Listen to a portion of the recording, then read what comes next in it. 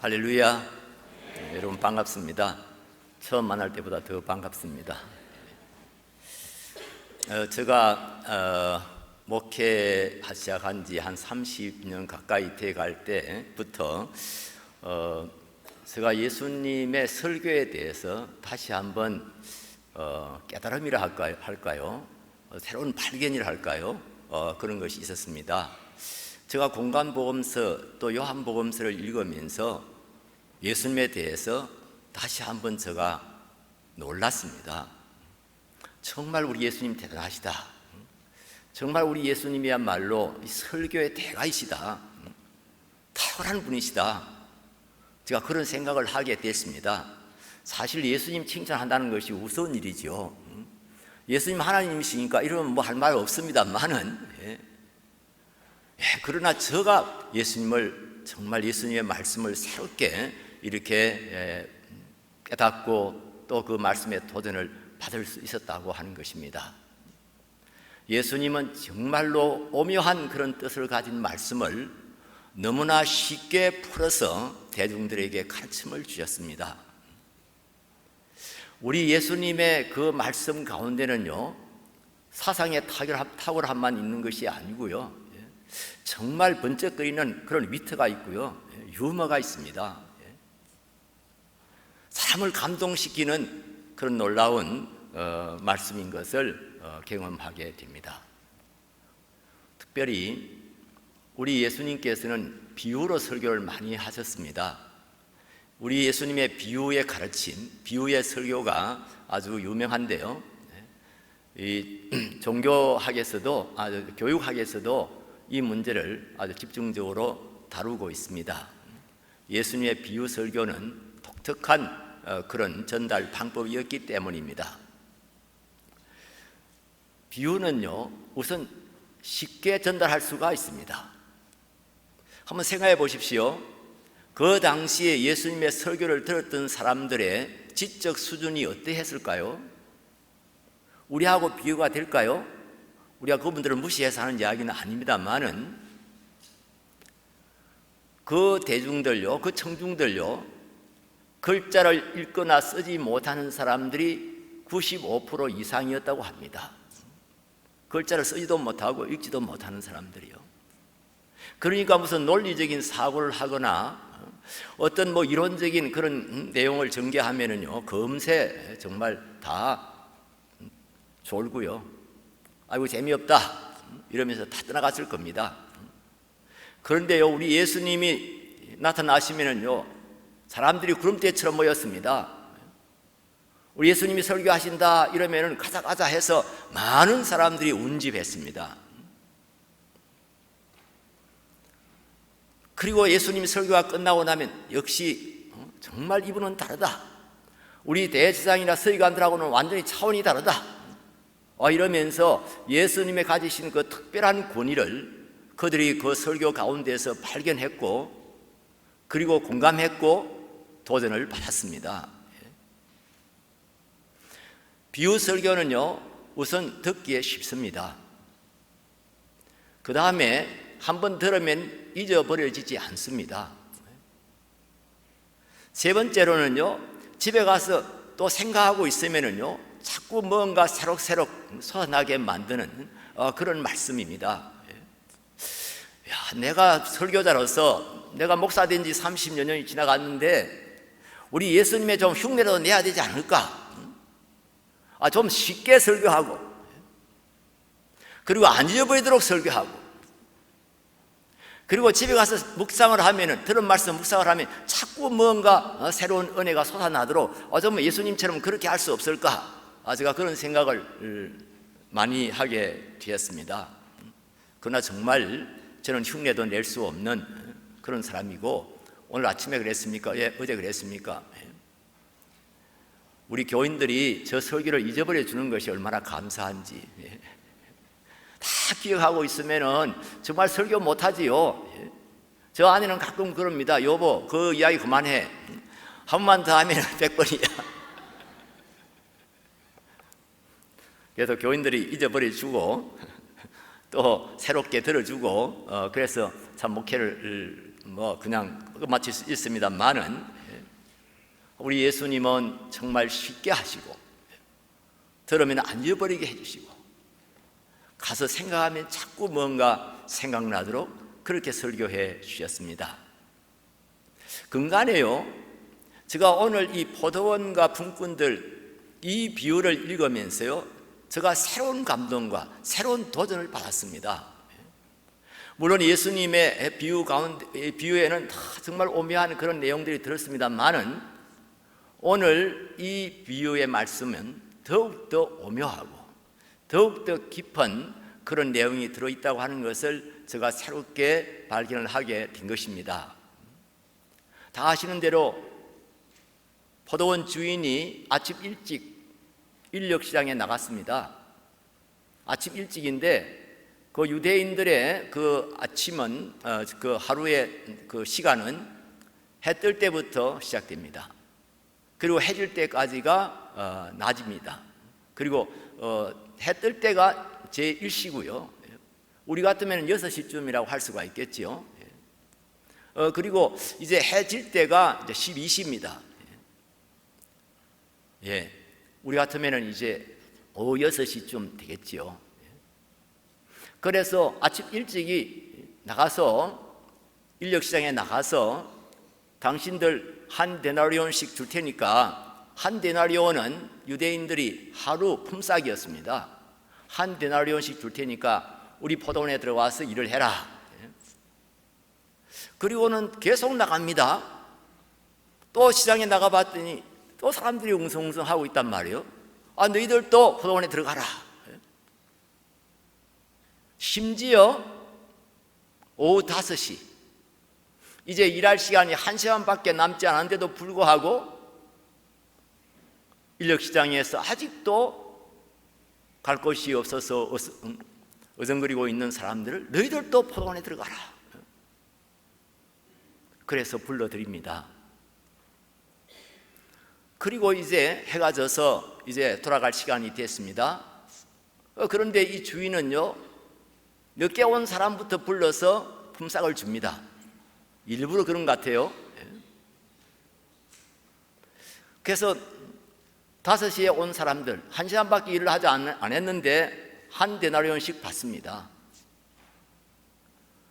그리고 제일 일찍 온 사람들, 아침 6시부터 와서 종일 일한 사람들, 이런 분들도 똑같이 한 데나리온씩 줍니다. 그래서 먼저 온 사람들이 불평할 수밖에 없지요.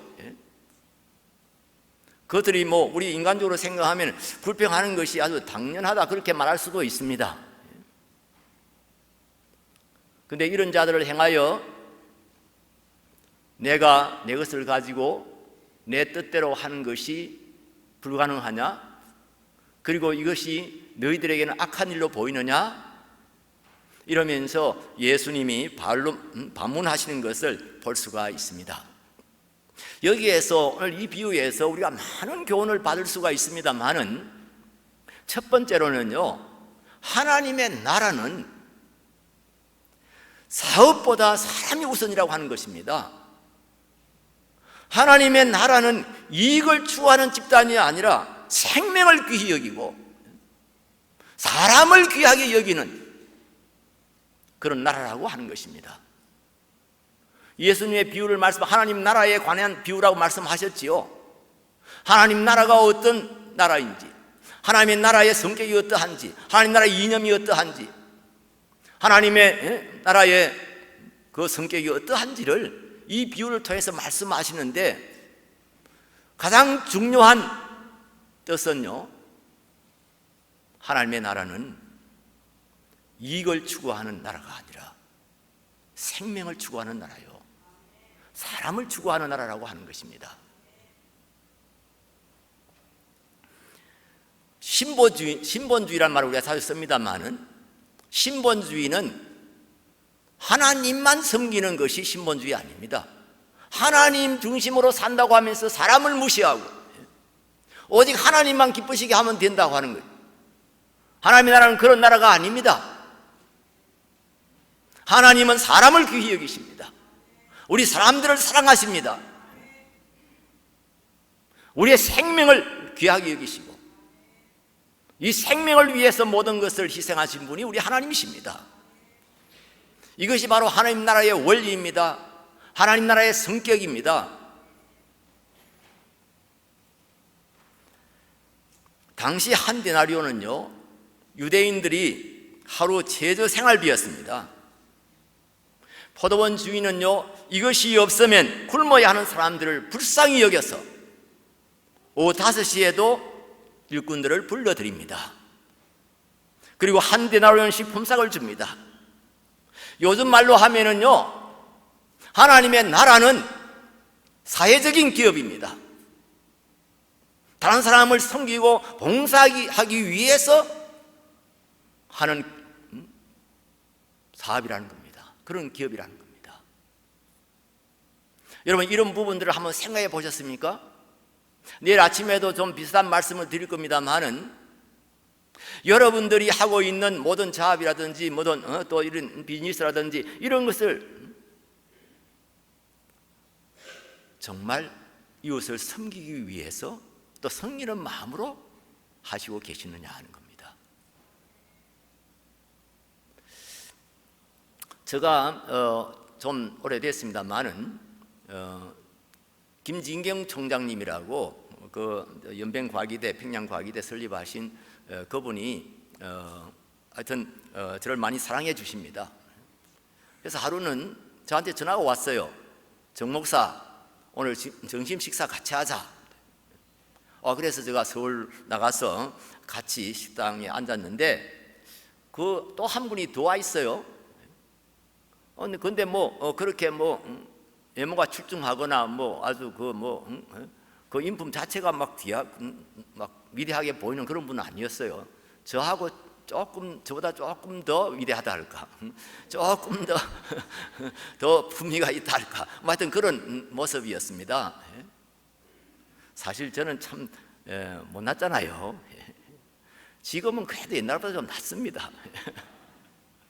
젊을 때는 제가 진짜 하여튼 우리 교인 중에 등록한 교인이 있어서 제가 신방을 갔댔는데요, 그분이 예배 마치고 난 후에 저 앞에 정면으로 대고 그러는 겁니다. 목사님, 왜 그렇게 못나셨어요? 그러니까 따라갔던 사람들이 다 긴장을 한 겁니다. 아니, 목사님이 잘났는데 그래 하면 농담으로 받지만은 진짜 목사님이 못났는데 왜 그리 못났느냐. 그래서 막 옆에 있는 분들이 좀 긴장하는 것 같더라고요. 그래서 네, 저는 뭐 자주 그런 말씀을 듣기 때문에 제가 못난 줄 알고 있습니다. 그랬더니 이분이 사도 바울을 생각하세요 이러면서 도장을 딱 찍더라고요. 일반적으로 사도 바울은 좀 외모가 이렇게 뭐 생긴 분으로 그렇게 학자들은 생각을 하고 있습니다. 하여튼 그 만났는데 이분도 외모가 아주 출중한 분은 아니에요. 그래서 그냥 어떤 분이 같이 나오셨구나 이렇게 생각했는데 저한테 이제 소개를 하는 겁니다. 우리 김 박사님이, 당신 옆에 앉아 있는 사람 대단한 사람이야. 아주 훌륭한 분이야. 당신 몰라서 그렇지 얼마나 이 사람 위대한지 몰라, 훌륭한지 몰라. 이러면서 저한테 말씀을 하시더라고요. 알고 보니까 미국에서 건축회사 팀 하스의 대표자였습니다. 회장이었습니다. 그분의 이름이 한국말로는 하형록인데, 한국 이름은 하형록인데 아마 여기 이름은 데모시 하, 그런 게 불리는 것 같습니다. 이분은요, 이분 그날 제가 이렇게 점심 먹고 나서 이분이 책을 한 권 주더라고요. 목사님, 제가 최근에 쓴 책인데 한번 읽어보십시오 이러면서 책을 하나 줘요. 제가 책을 가지고 집에 돌아왔어요. 그 책을 읽으면서요 정말 놀랐습니다. 정말 큰 도전이었습니다. 제가 정말 청년 때 제가 생각했던 그런 생각, 저는 그 생각만 하고 끝났는데 이분은 그의 사업을 통해서 이것을 아주 구체적으로 실천하고 있는 것을 제가 보았습니다. 그분이 회사를 설립 이념은요, 우리는 필요한 사람들을 도우기 위해서, 이웃을 섬기기 위해서 회사를 설립한다. 그렇게 설립 이념이 바로 다른 사람들을 섬기기 위해서 회사를 설립했다는 겁니다. 그리고 경영 방법은요, 잠언 31장입니다. 잠언 31장에는요 현숙한 여인이 나오지 않습니까? 그 현숙한 여인을 우리는 그냥 제일 좁게 이야기하면은 한 가정에서 아주 정말 지혜롭게 그리고 부지런하게 이 가족들을 잘 돌보고 이제 모든 것들을 잘 갖고 이렇게 경영해 나가는 그런 아주 정말 훌륭한 그런 아내요, 훌륭한 며느리요, 훌륭한 여인으로 우리가 그렇게 생각을 하는데요. 또 조금 넓혀서는요, 교회로 비유할 때가 있습니다. 이 현숙한 여인이야말로 교회다.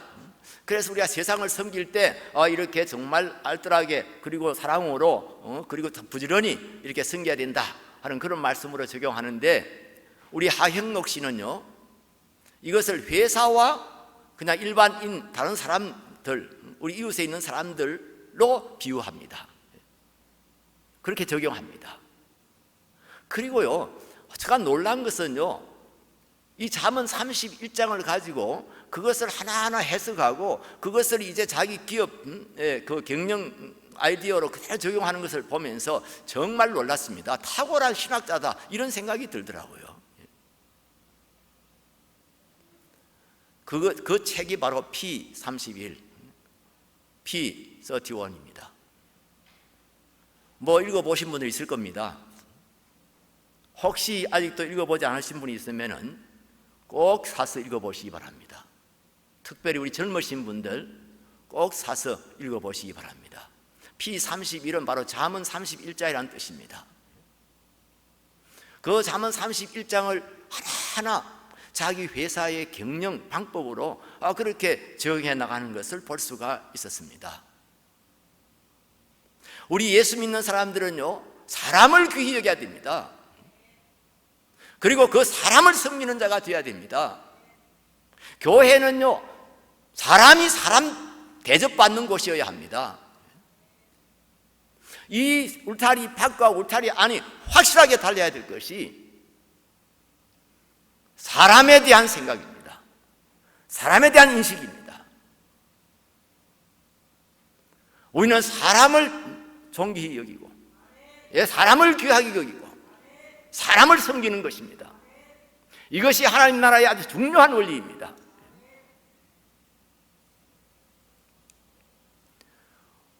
우리가 사람을 볼 때요, 하나님의 시각으로 사람을 봐야 된다. 저는 자주 그런 이야기를 해왔습니다. 하나님의 눈으로 사람을 봐야 된다는 겁니다. 그것은 두 가지인데, 하나는 창조의 관점에서, 하나는 속량의 관점에서입니다. 하나님께서 우리 사람들을 당신의 형상대로 창조하셨습니다. 하나님 아버지의 그 고귀하신 인격으로 우리를 창조하셨고 우리에게도 그런 인격을 주셨습니다. 그럼 우리는 사람들을 다 귀하게 여겨야 되는 겁니다. 다 존중해야 되는 겁니다. 속량의 관점에서 또 보아야 됩니다. 그런데 우리가 살다 보면은요, 정말 기분 나쁜 이야기입니다만, 말할 수 있습니다만, 사람답지 않아 보이는 그런 사람들도 있잖아요. 어째 저런 인간이 다 있나? 내가 어쩌다가 이런 인간을 만났나? 뭐 이런 생각이 드는 수가 있을 수 있습니다. 목사도요, 가끔은요, 왜 저 사람은 딴 교회로 안 가나? 막 이런 생각이 들 때가 있는 경우도 있어요.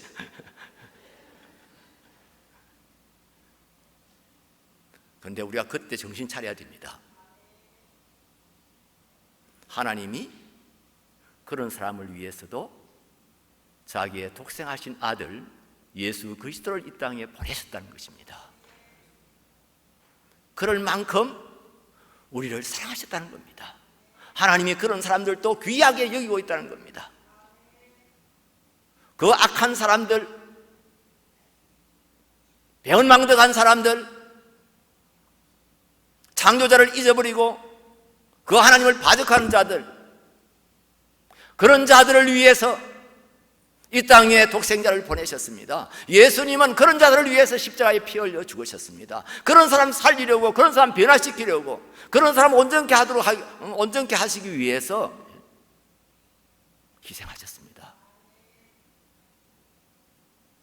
우리는 예수 믿는 사람들입니다. 우리는 예수님이 생각하는 것을 내 생각으로, 예수님의 교훈을 우리의 삶의 지침으로 삼아야 되는 자들입니다. 흉내라도 내면서 우리 예수님의 그 발자국을 따라가야 될 사람들입니다. 사람을 귀히 여기는 것이 하나님 나라의 아주 중요한 그런 성격입니다.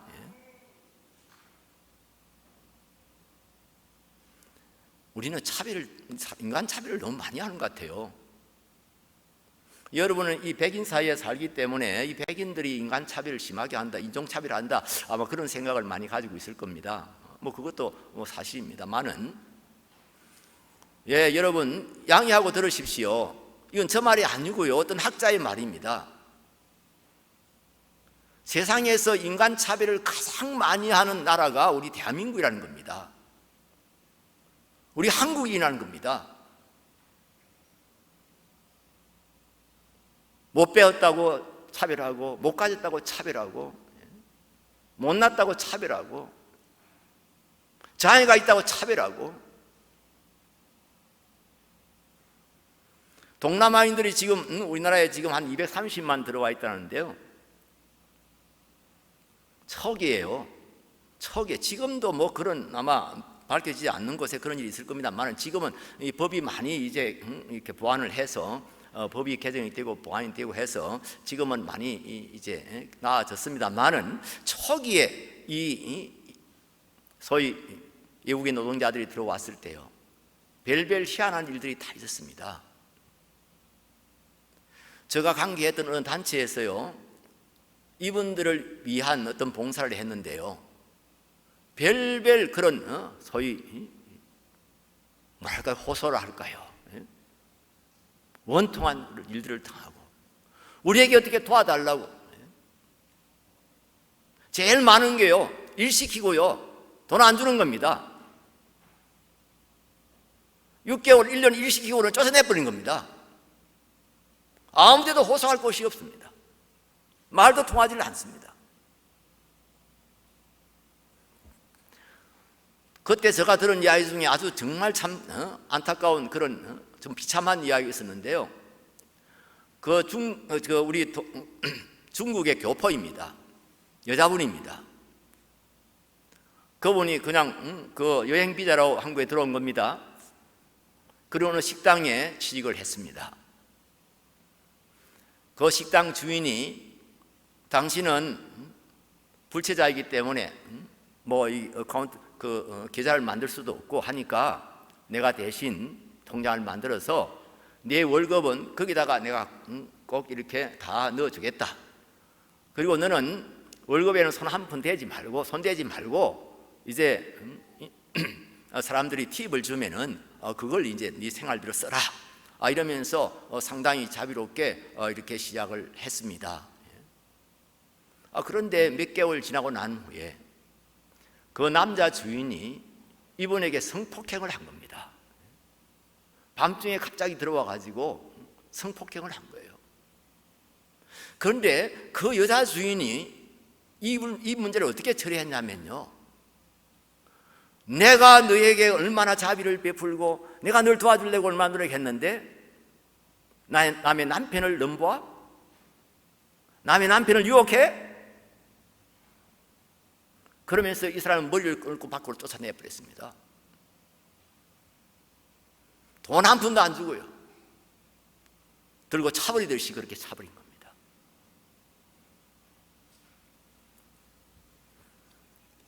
혹시 우리도 사람을 나도 모르게 차별하고 있는 것은 아닌지 정말 우리 자신들을 살펴봐야 됩니다. 저 서울 강남구 일원동에요 미랄 학교라고 있습니다. 장애인 학교입니다. 자폐 아이들을 이제 교육하는 그런 기관인데요. 그 학교를 건축할 때요 3년이 넘어 걸렸습니다. 허가 내에서 건축하는데요. 왜요? 주민들이 모두 달라들어가지고 집값 떨어진다고 데모를 한 겁니다. 포크레인이 와서 지금 땅을 팔려는데 전부 들어놓는 겁니다. 어떻게 여기에 이 강남 사람들 대단한 자부심이 있습니다. 어떻게 우리 같은 이런 동네에 말이야 그런 아이들이 들어온단 말이냐. 그런데 제가 진짜 충격을 받은 것은요 그 주민대책위원장이 누구신지를 하면은 제가 홍정길 목사님한테 그 이야기 들었습니다. 그 주민들이 소위 미랄 학교 건축을 반대하는 대책위원회를 만들었는데 그 위원장이 그 근처에 있는 교회의 장로님이었다고 합니다. 아니 장로님이 그렇게 반대하는 사람들을 막아도 시원찮을 건데 자기가 앞장서서 그랬어요. 대부분까지 갔습니다. 이분들이 계속 고소하고 해가지고 대부분까지 가서 대법원에서요 판결을 내서 건축 그 현장에서 50m 이상 접근하면은 체포하도록 그렇게 판결을 받아가지고 그 학교를 세웠습니다. 사람을 구원하고 생명을 구원하는 공동체가 바로 우리 교회인데 말이에요. 예, 사람들을 구원하는 정말 어려운 사람들, 불편한 사람들, 힘든 사람들 그런 사람들을 구제하고 그런 사람들을 도우는 공동체가 바로 교회인데 우리 교회는 하나님 나라의 에이전트 아닙니까? 하나님 나라의 대리점 아닙니까? 그런데 교회가 앞장서서 교인들이 앞장서서 사람을 차별해요? 사람을 무시해요? 있을 수 없는 이야기입니다. 우리는 정말 사람을 구원하는 일에 사람들의 생명을 얻게 하는 일에 헌신해야 합니다. 우리의 이웃을 새롭게 발견해야 됩니다. 내 옆에, 앞에, 뒤에 앉아있는 분들을 새롭게 발견해야 됩니다.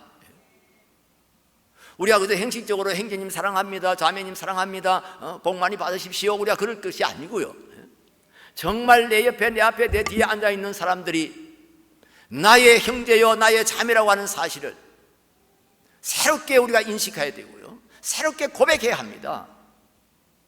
우리는 다 말로 때워요. 형제님 사랑합니다. 뭘 사랑해요?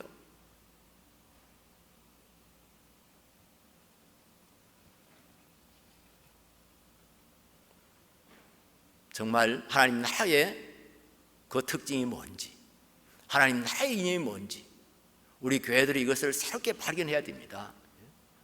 그래서 우리는 전적으로요 사람을 귀히 여기고 사람을 사랑하고 사람을 도우고 사람을 구원하는 일에 우리가 헌신해야 됩니다. 이런 것이 없으면요 교회를 교회라고 할 수가 없습니다. 교회다움을 교회가 잃어버리게 되는 겁니다. 여러분 신들 리스트라고 하는 그 영화 보셨지요? 그 영화 보시면서 아마 많이 감동을 받고 했을 겁니다. 아마 여러분들은 그랬으리라 생각합니다만 저는 그 영화를 보면서 펑펑 울었습니다. 그 마지막 그 결말의 부분에 정말 모든 사람들로 하여금 눈물 흘리게 만드는 그런 내용이 나오지요. 제가 그 한 부분만 이제 따가지고요 제가 오늘 여러분들 한번 보여주려고 방송실에 부탁을 했습니다. 잠깐 보도록 하겠습니다. 혹시 제일 앞에 있는 끌 수 있으면 좋겠습니다. I want that cloth distributed to the workers. 2.5 meters each. Also, each person is to get a bottle of vodka. They won't drink it, they know its value. Likewise, those Egyptian cigarettes we organize. It will be done, everything you ask.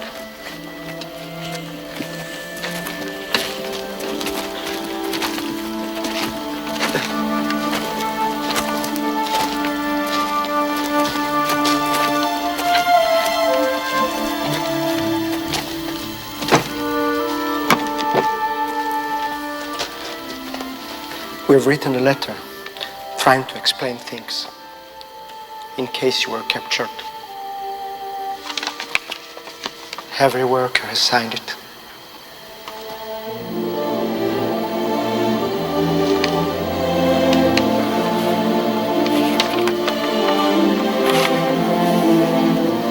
Thank you.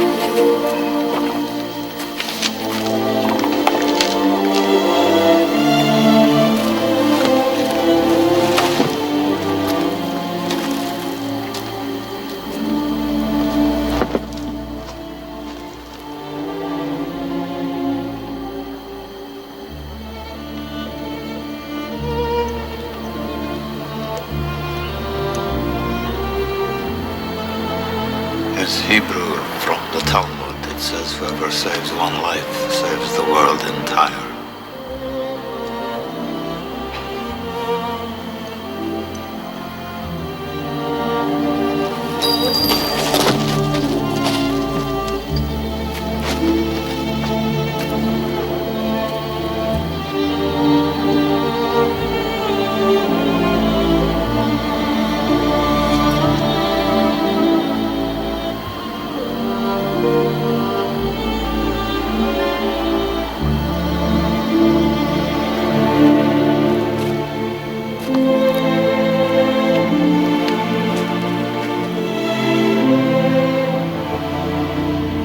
I could have got more. I could have got more. I don't know if I just... I could have got more. Oscar, there are 1,100 people who are alive because of you. Look at them. If I'd made more money.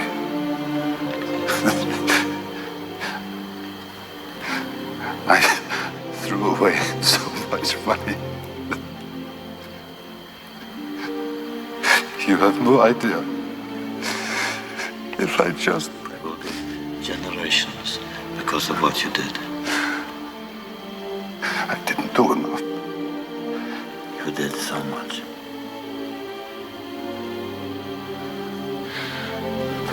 This car. Kurt would have bought this car. Why did I keep the car? 10 people right there. 10 people. 10 more people. This pin. 2 people.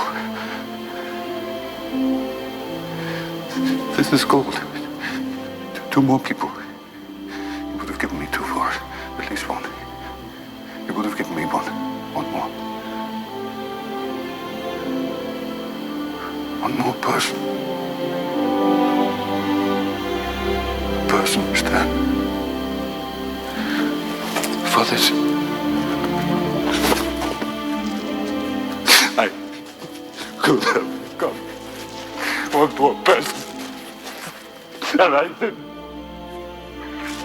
I didn't.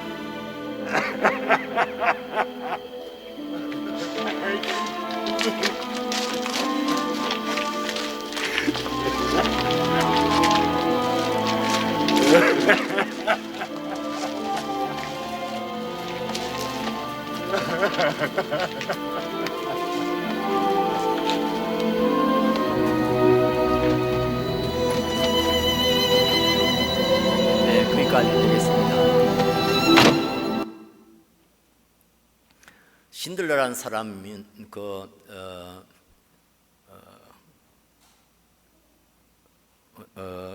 어느 나라지요? 그 독일 근처에 있는 나라인데 갑자기 나라 생각이 안 납니다만은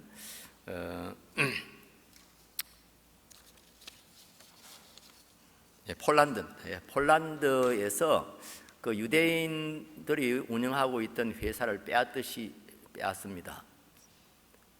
그리고 그것을 군수 물자를 생산하는 그런 회사로 바꾸지요. 그리고 월급을 줄 필요가 없는 유대인들을 고용합니다. 그래서 사업을 해 나갔는데 오늘 영화에서 나오는 그 회계사, 그러니까 그 회사의 모든 회계를 담당했던 그 유대인, 그분하고 이렇게 교제하는 가운데 도전을 받습니다. 감동을 받습니다. 그리고 그때부터 유대인들을 구출하기 시작합니다. 자기 회사에 꼭 필요한 것도 아닌데 그 독일 장교들에게 소위 뇌물을 주고 돈을 주고 그냥 사람들을 빼내옵니다. 10명도 빼내오고 50명도 빼내오고 자기가 돈이 준비가 되면 항상 그렇게 했습니다. 우리가 마지막에 봤습니다마는 자기가 그것을 충분하게 하지 못했다고 하는 그런 마음 때문에 정말 울고 있는 그런 모습입니다. 내가 내 차를 팔았더라면은 그래도 사람 10명은 더 살릴 수 있었을 거야. 내가 이 배지를 팔았더라면은 사람 하나는 더 살릴 수 있었어. 이러면서 울부짖는 그런 장면이 바로 신들의 리스트의 결말 부분입니다. 그렇습니다. 우리 성도들이 가져야 될 마음이 바로 이 마음입니다. 한 생명으로 더 살릴 수 있었는데, 이 영화의 결론적인 그 말이요, 한 생명을 구하는 것은 세상을 구하는 것이다. 그리고 우리 예수님 말씀하셨잖아요. 한 생명이 천하보다 귀하다고. 오늘날 점점 이런 의식들이 교회에서 식어져 가고 있어요. 왜 이런 의식들이, 이런 생각들이 자꾸 점점 희박해지고 있어요? 교회가 뭘 하는 공동체인지, 교회가 가진 특성들을 점점 잃어가고 있어요. 예, 우리 한빛교회는 좋은 교회로 제가 알고 있습니다. 우리 목사님 오셔서, 우리 전무사님 오셔서, 정씨들이 또 목회를 잘하나 봐요. 오셔서 목회도 잘하시고 말씀이 좋으셔서 교회가 이제 정말 무드가 있다 할까요? 상승 무대에 있다 할까요? 제가 그런 이야기를 들었습니다. 그러나 우리가 거기서 끝나서는 안 됩니다. 거기에 그쳐서는 안 됩니다. 우리끼리 할렐루야 아멘 하고 그냥 그걸로 끝나서는 안 됩니다. 사람들을 귀히 여기는, 사람의 인격을 존중하는, 세상에서는 어떤 대우를 받지 못하는 사람이라도 교회에 오면은 단 한 가지, 사람이라는 이유 한 가지만으로도 존중받는 그런 교회가 되어야 됩니다. 그리고 그 생명을 구원하는 일에, 저 귀한 생명, 세상과 바꿀 수 없는, 세상하고도 바꿀 수 없는 그런 생명 한 사람이라도 더 구원하는 일에 우리가 헌신해야 하겠습니다. 그런 교회가 되어지기를 주의 이름으로 축원합니다. 그래서 우리 한빛교회를 통해서요, 정말 하나님 나라의 영광이, 우리 하나님 나라의 통치 이념이 구현될 수 있기를 바랍니다. 둘째로 오늘 이 비유는요, 하나님의 나라는 은혜로 시작되고 은혜로 지속되는 그런 나라라고 하는 것입니다. 주인은 나중 온 사람부터 시작해서 한 데나리온씩 나누어 줍니다. 먼저 온 사람들이 더 받을 거라고 생각했는데 같이 다 한 데나리온을 받으니까 불평하지 않을 수가 없지요. 우리가 이분들의 불평이 터무니가 없다 이렇게 말할 수도 없지 않습니까? 우리가 인간적으로 생각하면은. 그러나 여기에 하나님의 비밀이 있습니다. 하나님의 은혜는 합리성을 뛰어넘습니다. 여러분 한번 생각해 보십시오. 죄인들을 구원하시기 위해서 자기의 독생하신 아들을 이 땅에 보내시는 것이 합리적으로 설명이 됩니까? 나 같은 죄인을 살리시기 위해서 십자가에 못 박혀 피 흘려 죽으신, 온갖 멸시와 천대를 당하시고 거절을 당하시고 거기에서 비참하게 죽어가신 그 예수님의 사랑을 합리적으로 설명할 수가 있습니까, 여러분? 여러분들도 연애해 보셨지요? 20대 사람들의 그 사랑, 그 아무도 말릴 수 없는 사랑입니다. 그야말로 터무니없는 사랑을 하는 사람들이 20대입니다. 요즘은 왜 결혼이 자꾸 늦어질까? 여러 가지 이유가 있습니다만은 그냥 따지는 따지지 않고 그냥 계산하지 않고 그냥 오직 사랑으로만 결혼하는 그런 풍조가 점점 약해지고 있기 때문이다. 이 만모니즘에 빠져가지고요 얼마나 주판투기는지 모릅니다. 말은요 목사 앞에 와서 말은 그럽니다. 아이고 우리는 믿음만 들어오면 됩니다. 말은 그래 놓고 뒤에서 얼마나 계산 많이 하는지요, 어느 직장에 다니는지, 뭐 키는 얼마나 큰지, 뭐 월급은 얼마나 받는지.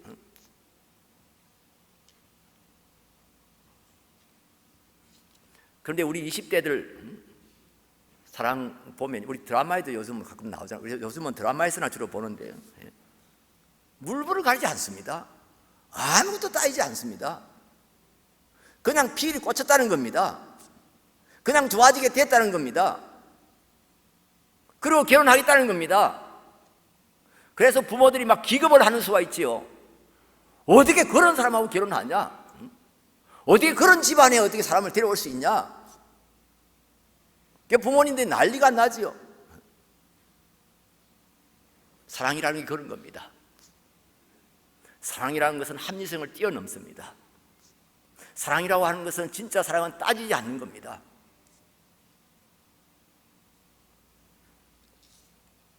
우리는 오직 은혜로 구원을 받고 오직 그 은혜 속에서 살아갑니다.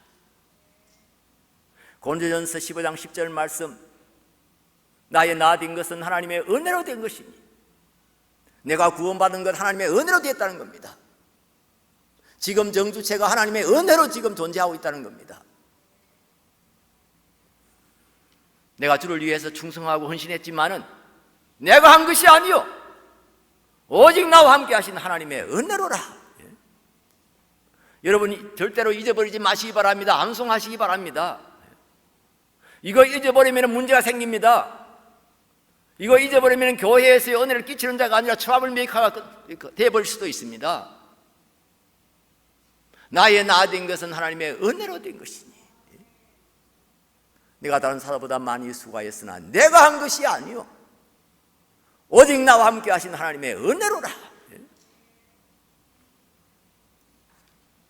여러분, 먼저 온 사람들은요 한 데나리온이 그들이 종일 일한 노력의 대가라고 생각했습니다. 우리가 하루 종일 참 노력해가지고 한 데나리온을 벌었다 그렇게 생각을 했을 겁니다. 로마서 4장 4절 5절 말씀 한번 보겠습니다. 로마서 4장 우리 같이 읽어보겠습니다. 일하는 자에게는 그 싹시 은혜로 여겨지지 아니하고 보수로 여겨지거니와 일을 아니할지라도 경건하지 않는 자를 어렵다 하시는 일을 믿는 자에게는 그의 믿음을 어로 여기시나니. 여기 보십시오. 일하는 사람, 자기가 일했다고 생각하는 사람은 그 삶, 그 삭시 은혜로 여기지 아니하고 보수로 여겨진다는 겁니다. 내가 일했으니까 그 일한 대가만큼 받았다 그렇게 생각을 하는 겁니다. 그러나 일을 하지 않을지라도 다시 말하면 내가 노력하지 않고 내가 율법을 지키기 위해서 정말 희생하고 헌신하고 그러지 못했는데도 불구하고 하나님께서 나를 구원해 주시고 나를 경건한 자로 여겨주시고 이 생각이 완전히 다른 겁니다.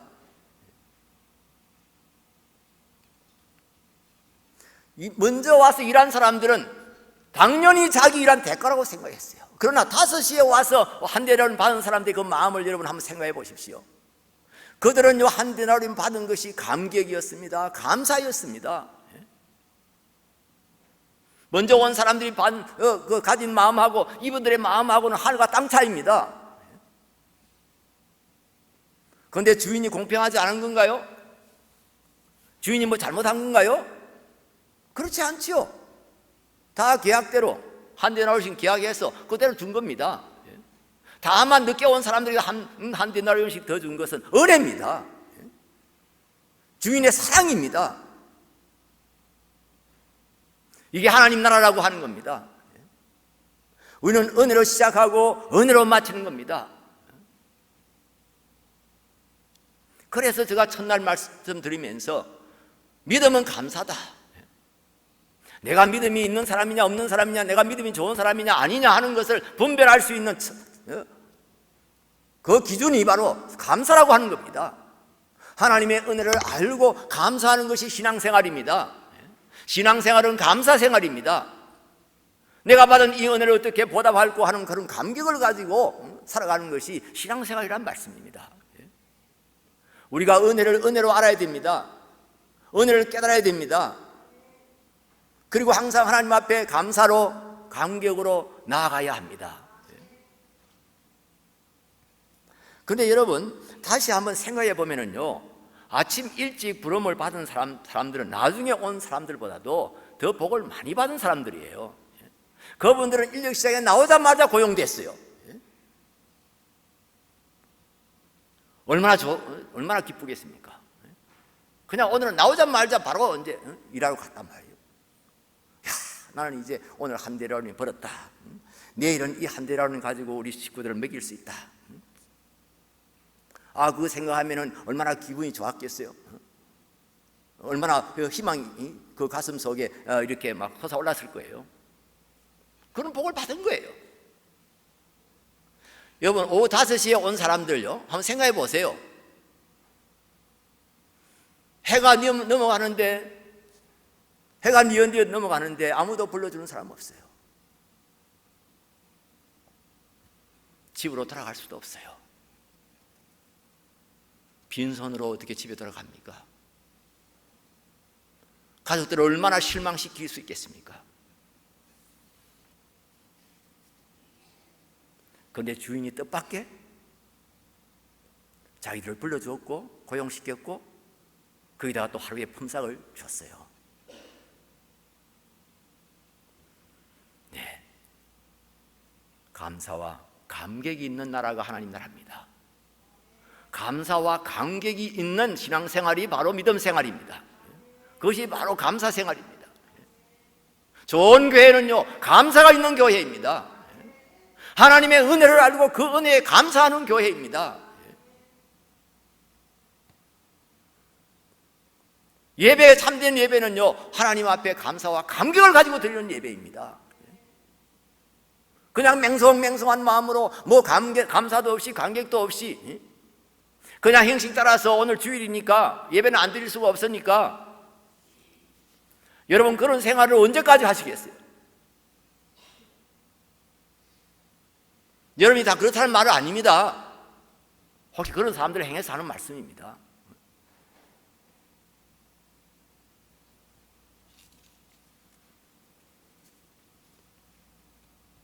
정말 하나님의 은혜를 새롭게 발견하시기 바랍니다. 나의 생애 속에 함께해 주신 그 하나님, 나를 주님의 나라로 불러주신 하나님, 나에게 새 생명을 주신 하나님, 내가 비록 좀 가난하게 살고 어렵게 산다 할지라도 나를 당신의 자녀로 삼아주신 하나님, 정말 볼품없는 졸렬한 나 같은 인간을 하나님께서 당신의 자녀로 삼아주셨다고 하는 것, 새롭게 발견할 수 있게 되기를 바랍니다. 성령님께서 여러분을 도와주시기를 바랍니다. 여러분 IMF 때 여러분 알죠? 우리나라 그때 참 많은 사람들이 자살했습니다. 많은 기업 사장님들이 자살했습니다. 직장 다니던 사람들이 하루아침에 그냥 직장에서 그만두어야 했습니다. 그래서 집에다 이야기도 못하고요, 그냥 양복 입고요 출근한다면서 출근했습니다. 이미 뭐 직장인 감이 다 해고됐기 때문에 그냥 거리를 빙빙 돌아다닌 겁니다. 전철을 타고 왔다 갔다, 내리지 않으니까 뭐 요금을 더 줄 필요도 없지요. 계속 갔다가 왔다가 갔다가 왔다, 그래야 하루 시간을 보냅니다.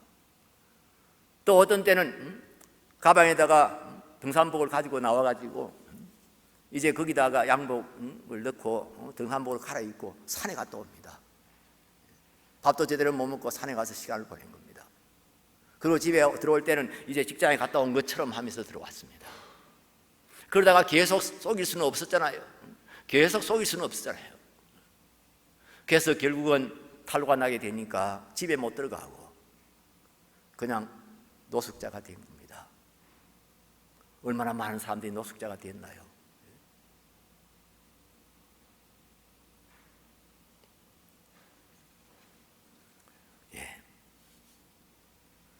우리가 그때를 생각하면요, 하나님께서 우리에게 먹을 것 주시고 입을 걸 주시고 나가서 일할 그런 잡을 주시고 하나님께 감사하시기 바랍니다. 세 번째로요, 하나님의 나라는 나중된 자가 먼저 될 수 있는 그런 나라입니다. 오늘 그 비유의 결론이 그거잖아요. 이와 같이 나중된 자로서 먼저 되고 먼저 된 자로서 나중되리라. 이 말씀은요, 먼저 되었다고 생각하는 사람들에게는 경고의 말씀이고요, 나중되었다고 생각하는 사람들에게는 희망을 주는 말씀입니다.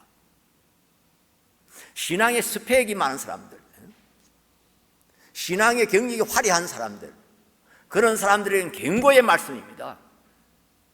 소위 서기관과 바리새인들요, 자기들이 가장 어렵다고 생각하는 그런 사람들에게 우리 예수님께서 경고하고 있는 겁니다.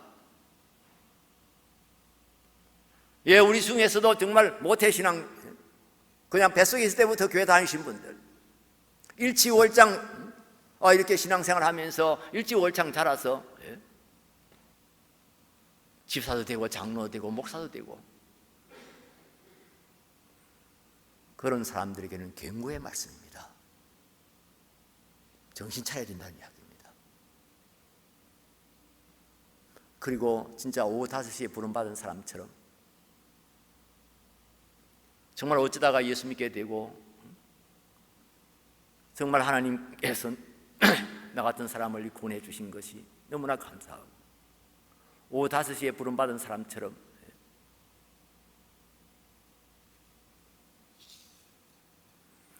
나중 온 자들요, 오후 5시에 온 사람들은 희망을 잃은 사람입니다. 해가 기울어지고 희망이 사그라져가는 그때였습니다. 그들은 인생의 낙오자들이었습니다. 일터를 얻지 못하고 허탈함으로 방황하던 사람들이었습니다.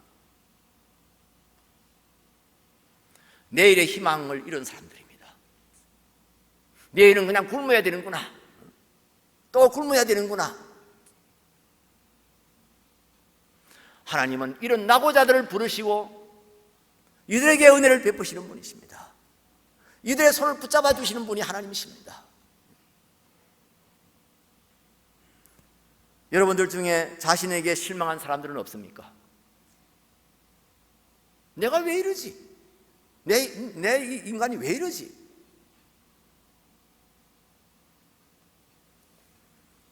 사회에서 퇴출당한 사람처럼 외롭게 사는 분들은 없습니까?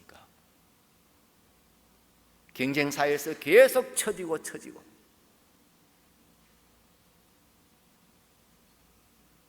또는 젊은 시절에 너무 죄를 많이 지어서 하나님 나 같은 사람도 받아주실까? 나 같은 사람도 예수 믿을 수 있을까? 제가 만난 사람들 중에 그런 사람들을 종종 제가 만났어요. 예수 믿으라고 이러면은 저는요 너무 죄를 많이 짓고 살아가지고요, 나 같은 사람들이 교회 나갈 수가 있겠습니까? 체면이 있지 사람이. 그런 사람들을 불러주시는 나라가 바로 하나님 나라는 겁니다. 우리 그 찬송 있잖아요. 예수가 우리를 부르는 소리 검성 부드러워, 문 앞에 나와서 사면을 보며 우리를 기다리네. 같이 부르겠습니다. 오라 오라 방황치 말고 오라, 죄 있는 자들아 이리로 오라, 주 예수 앞에 오라. 여러분 정말 이 미국에 와서 정말 고생하고 아직도 뭔가 이렇게 해결되지도 않고, 신분도 해결이 안 되고, 경제 문제도 계속 힘들고 어렵고, 그래서 절망하신 분들이 있습니까? 다시 하나님의 은혜를 발견하시기 바랍니다. 우리 예수 그리스도를 붙잡으시기 바랍니다. 예수 그리스도 안에서는요 노가 없다고 했습니다. 예수만 있다고 했습니다. 아니오는 없고 그렇습니다만 있다고 했습니다. 희망만 있다고 했습니다. 여러분, 이어령 선생님 아시지요? 저희 교회에서도 그분의 제자 되시는 분이 있어서 정말 어렵게 한번 초청해서 간증을 들은 일이 있습니다. 그런데 이분이 표현한 말이 그거예요. 저는 오후 5시에 온 사람입니다. 5시에 부름받은 사람입니다. 그런데 그분이요, 5시에 오셨지만은 얼마나 큰 일을 하고 있는지 모릅니다. 당신은 뭐 그런 거 가지고 자랑하거나 뭐 자랑스럽게 생각하지 않습니다만은 우리가 객관적으로 봤을 때요, 정말 대단한 일을 하고 계시는 분입니다. 여러분, 문학계나 이 지성계에서는요, 종교를 갖는다, 종교에 독실하다 이러면 일단 무시당한다고 그럽니다. 저 인간 틀렸다 이렇게 생각한다는 겁니다. 우리계 문학평론가가 한 분 있습니다. 아주 세계적으로 유명한 분입니다. 이분이 정말 독실한 신앙을 가진 분입니다. 그것 때문에 모든 잡지사에서, 모든 언론에서 배제됐다고 합니다. 자기가 세례받고 신앙생활을 정상적으로 하기 시작하면서부터요. 문학계에서는요, 종교, 뭐 기독교든지 불교든 뭐 종교에 심취했다 이러면 그 사람은 아예 문학가에서 그냥 제껴버린다고 합니다. 지성인 사이에서 그냥 이렇게 쫓겨난다는 거예요. 외면당한다는 거예요. 그런데 이어령 선생님이 예수 믿게 되면서요, 지성 사이가 흔들린 겁니다. 정말 최고의 지성가고 우리나라의 최고의 지성인 중에 한 사람이고 최고의 문학가 중에 한 사람이라고 할 수 있는 이 어른이 예수를 믿는, 독실하게 믿는 자가 됐단 말이에요.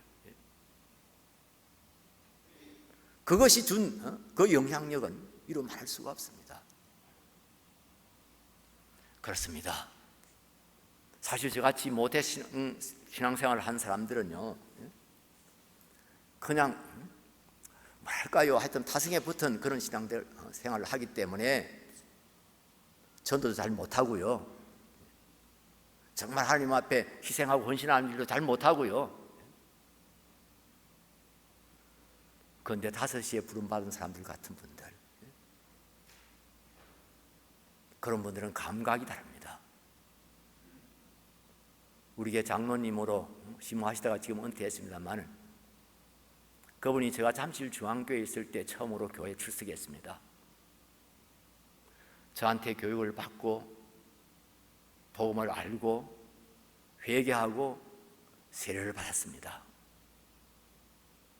그분이 세례받은 기념으로 자기 신장을 하나 떼어서 전혀 알지 못하는 사람에게 기증했습니다. 예수님은 나를 위해서 모든 것 다 주셨는데 나는 2개인 신장 하나만 있어도 사람이 살 수 있다는데 그 신장 하나 못 떼주겠느냐? 이것이 5시에 부름받은 사람들의 그 태도입니다. 그 믿음의 고백입니다.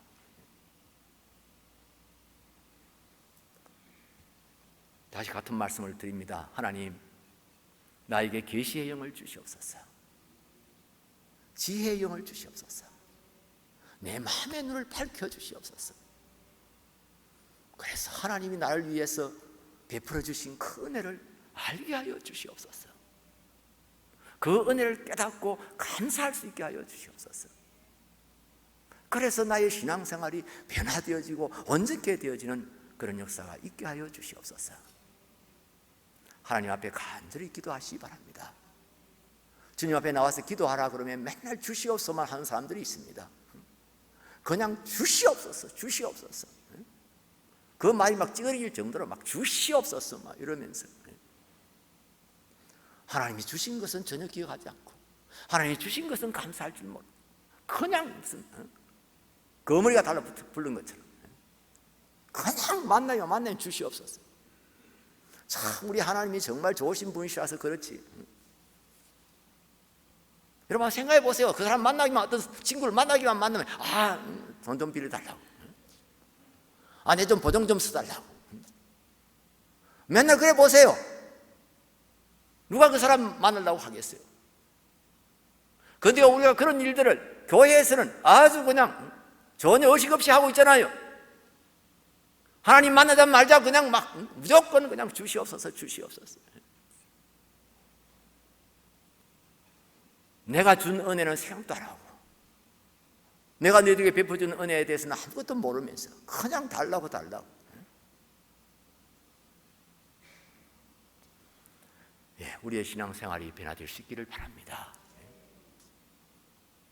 여러분들의 마음에 정말 제가 못을 받고 싶은 같은 그런 심정입니다.